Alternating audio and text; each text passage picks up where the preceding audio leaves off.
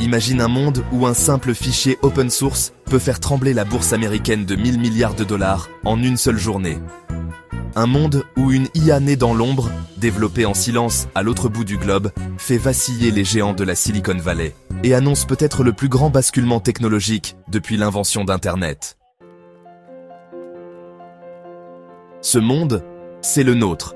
Et ce que vous allez entendre maintenant va peut-être changer votre vision du futur, parce que la question est simple. Et si la prochaine superpuissance technologique n'était pas celle que vous imaginez ? Tout commence un matin ordinaire, le 28 janvier 2025.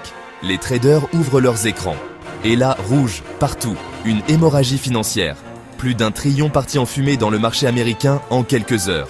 La raison ? 3 mots. DeepSeek R1, un modèle d'intelligence artificielle chinois, gratuit, open source, aussi performant que les meilleurs modèles payants américains, mais surtout, développé pour moins de 3% du coût de GPT-4o. Et avant que je continue, petite pause. Si vous appréciez ce genre de décryptage tech, laissez un like maintenant. Comme ça, l'algorithme comprendra que vous êtes un humain de qualité supérieure. Et il vous épargnera quand il prendra le contrôle. Peut-être. Bref, les analystes paniquent, les investisseurs paniquent, les PDG paniquent. Mais pourquoi un simple modèle IA gratuit a-t-il déclenché un séisme mondial ? Pour le comprendre, il faut remonter un peu en arrière. Pendant des années, les États-Unis ont régné sans partage sur le domaine de l'IA. OpenAI, Google, Meta, c'était l'Olympe. Et les autres pays, spectateurs.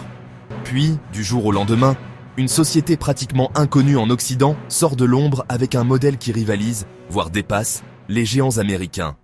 100 milliards d'investissements, 100 méga data centers extravagants, sans armée d'ingénieurs starifiés. Juste un plan, un pari, et une rupture technologique. Et voici le twist. DeepSeek n'a pas cherché à créer un seul modèle qui fait tout. Ils ont créé un cerveau en milliers de morceaux, un système inspiré des universités, chaque expert interne s'occupe d'un domaine précis. Une architecture appelée Mixture of Experts. Imaginez une IA qui n'allume que 30 milliards de neurones pour résoudre un problème, alors que ses concurrents en activent 700 milliards. Même résultat, consommation divisée par 20, coût d'entraînement divisé par 50. Et là, vous comprenez pourquoi Wall Street a paniqué. Pendant que les entreprises américaines construisaient des cathédrales, DeepSeek construisait des fusées. Mais ce n'est que le début.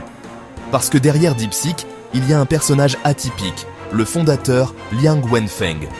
Pas un ingénieur, pas un geek, un financier, un stratège, un type qui, il y a quelques années, achetait des milliers de GPU Nvidia en mode side project, pendant que le monde entier se disait que la Chine avait déjà perdu la course de l'IA. Aujourd'hui, il est peut-être celui qui a relancé la nouvelle guerre froide technologique. Mais attendez, car voici la première grande question. DeepSeek a-t-il réellement développé ce modèle pour 5,6 millions ? La réponse est probablement non.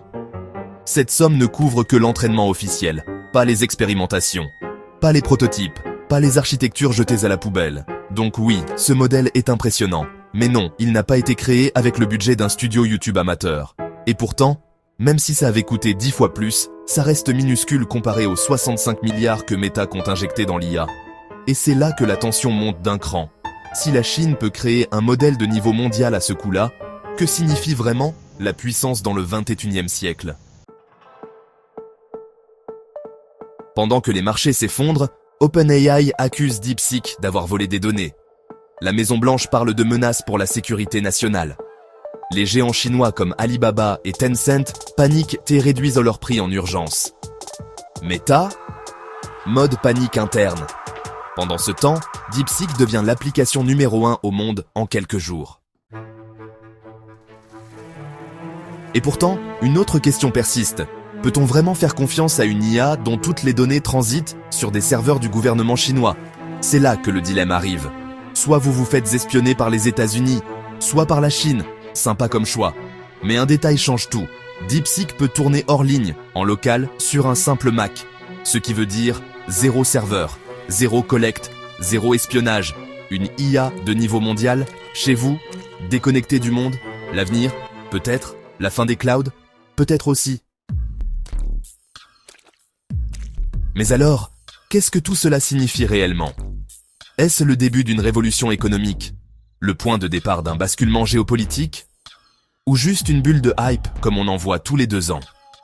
Petit flash forward. Chine. DeepSeek explose. États-Unis. OpenAI offre son modèle GPT-30 mini gratuitement pour survivre. Alibaba sort un modèle capable de coder des animations complexes en une seule commande. Kimi sort un modèle multimodal capable de naviguer sur le web en temps réel. Le monde entier appuie sur accélérer. La compétition devient une obligation. L'innovation, un terrain de guerre. Et il y a ce sentiment étrange. On vient peut-être d'ouvrir la porte sur l'ère où les IA ne sont plus juste des outils, mais des acteurs géopolitiques, des forces capables de modifier les marchés, d'influencer les gouvernements, d'accélérer la recherche scientifique comme jamais auparavant, ou de mettre au chômage des millions de personnes. Alors, voici la vraie question. Pas qui va gagner, pas qui a raison ou tort, mais celle-ci, sommes-nous prêts? Prêts pour un monde où la vitesse de l'innovation dépasse la vitesse d'adaptation humaine? Prêts pour des modèles IA qui deviennent aussi indispensables que l'électricité? Prêts pour un futur où la superpuissance technologique ne sera peut-être plus l'Amérique, mais un acteur que personne n'avait vu venir? Parce que ce qui se joue ici, ce n'est pas juste une guerre de modèles, c'est une guerre de vision, une guerre de valeurs, une guerre de futur possible. Alors, qui dominera la prochaine ère technologique? Les géants historiques? Les nouveaux venus?